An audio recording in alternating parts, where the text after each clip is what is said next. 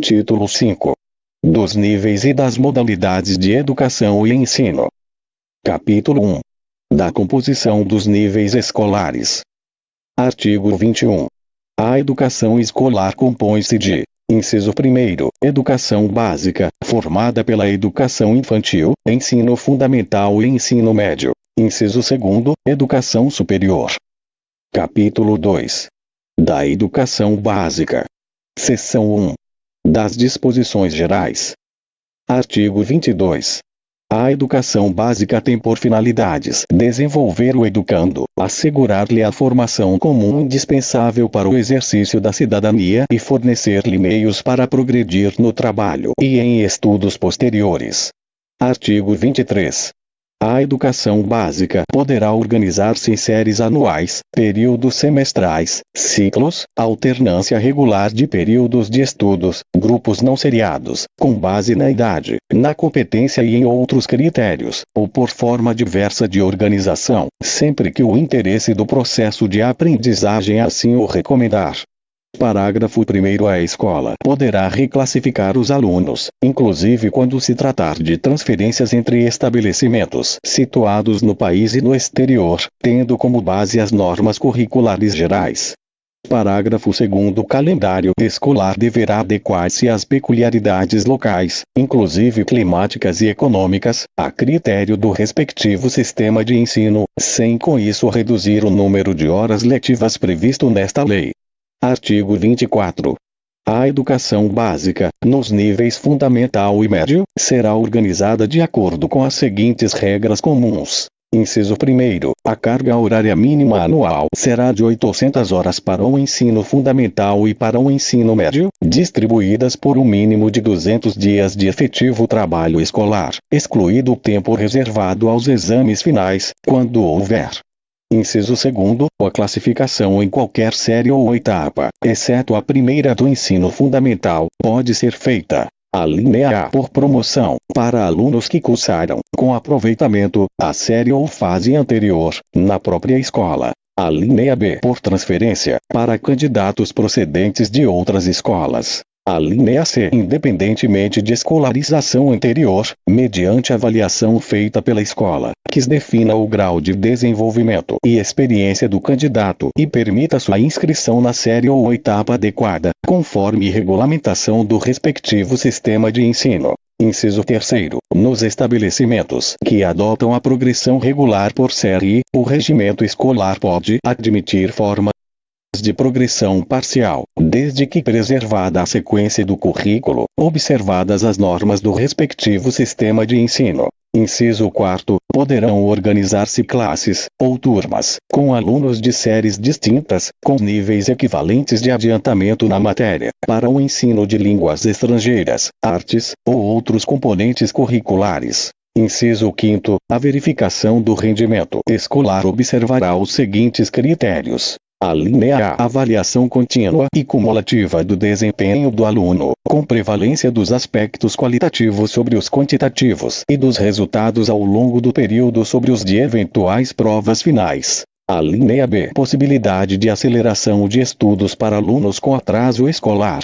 Alínea C. Possibilidade de avanço nos cursos e nas séries mediante verificação do aprendizado. Alínea D. Aproveitamento de estudos concluídos com êxito. Alínea E. Obrigatoriedade de estudos de recuperação, de preferência paralelos ao período letivo, para os casos de baixo rendimento escolar, a serem disciplinados pelas instituições de ensino em seus regimentos. Inciso 6. O controle de frequência fica a cargo da escola, conforme o disposto no seu regimento e nas normas do respectivo sistema de ensino, exigida a frequência mínima de 75% do total de horas letivas para aprovação. Inciso 7. Cabe a cada instituição de ensino expedir históricos escolares, declarações de conclusão de série e diplomas ou certificados de conclusão de cursos, com as especificações cabíveis.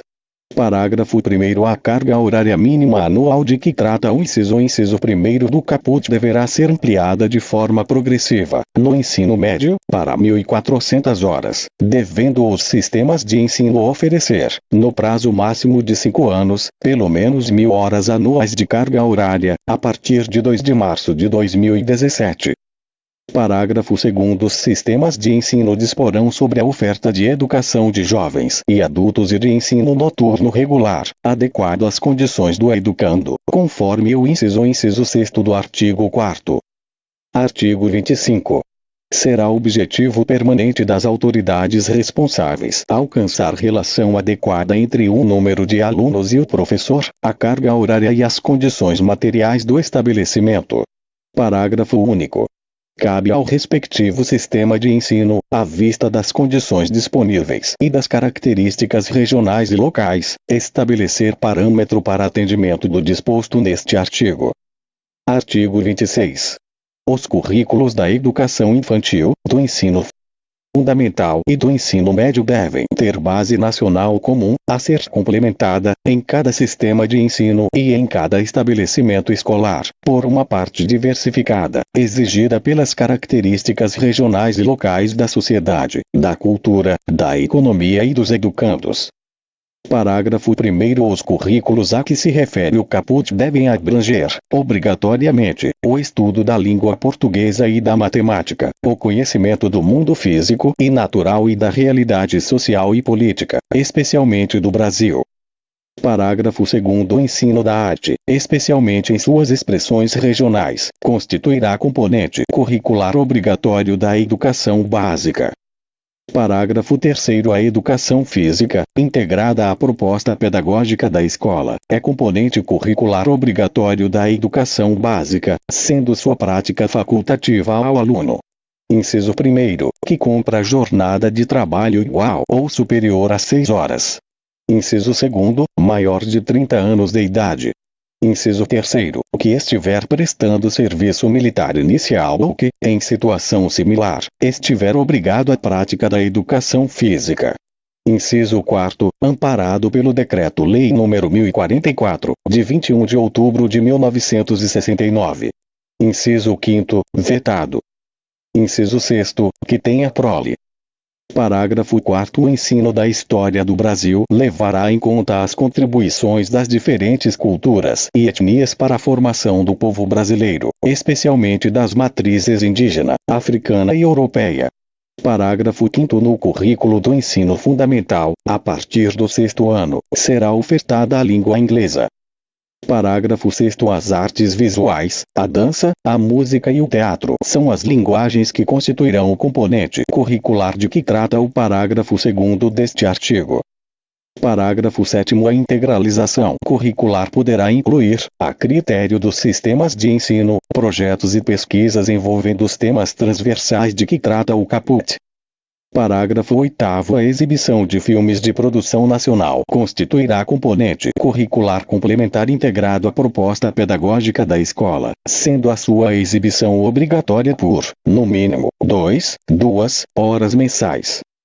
Parágrafo 9º. Conteúdos relativos aos direitos humanos e à prevenção de todas as formas de violência contra a criança e o adolescente serão incluídos, como temas transversais, nos currículos escolares de que trata o caput deste artigo, tendo como diretriz a Lei nº 8.069, de 13 de julho de 1990, Estatuto da Criança e do Adolescente, observada a produção e distribuição de material didático adequado. Parágrafo 10. A inclusão de novos componentes curriculares de caráter obrigatório na Base Nacional Comum Curricular dependerá de aprovação do Conselho Nacional de Educação e de homologação pelo Ministro de Estado da Educação. Artigo 26-A. Nos estabelecimentos de ensino fundamental e de ensino médio, públicos e privados, torna-se obrigatório o estudo da história e cultura afro-brasileira e indígena. Parágrafo 1º. O conteúdo programático a que se refere este artigo incluirá diversos aspectos da história e da cultura que caracterizam a formação da população brasileira, a partir desses dois grupos étnicos, tais como o estudo da história da África e dos africanos, a luta dos negros e dos povos indígenas no Brasil, a cultura negra e indígena brasileira e o negro e o índio na formação da sociedade nacional, resgatando as suas contribuições nas áreas social, econômica e política, pertinentes à história do Brasil. Parágrafo 2º. Os conteúdos referentes à história e cultura afro-brasileira e dos povos indígenas brasileiros serão ministrados no âmbito de todo o currículo escolar, em especial nas áreas de educação artística e de literatura e história brasileiras. Artigo 27. Os conteúdos curriculares da educação básica observarão, ainda, as seguintes diretrizes. Inciso 1º, a difusão de valores fundamentais ao interesse social, aos direitos e deveres dos cidadãos, de respeito ao bem comum e à ordem democrática. Inciso 2º, consideração das condições de escolaridade dos alunos em cada estabelecimento. Inciso 3º, orientação para o trabalho. Inciso 4º, promoção do desporto educacional e apoio às práticas desportivas não formais. Artigo 28.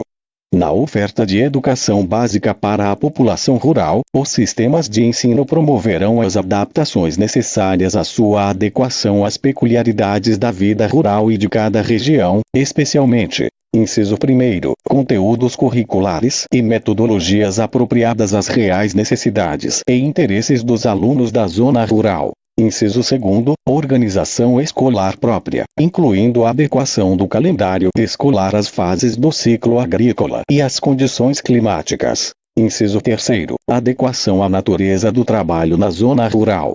Parágrafo único.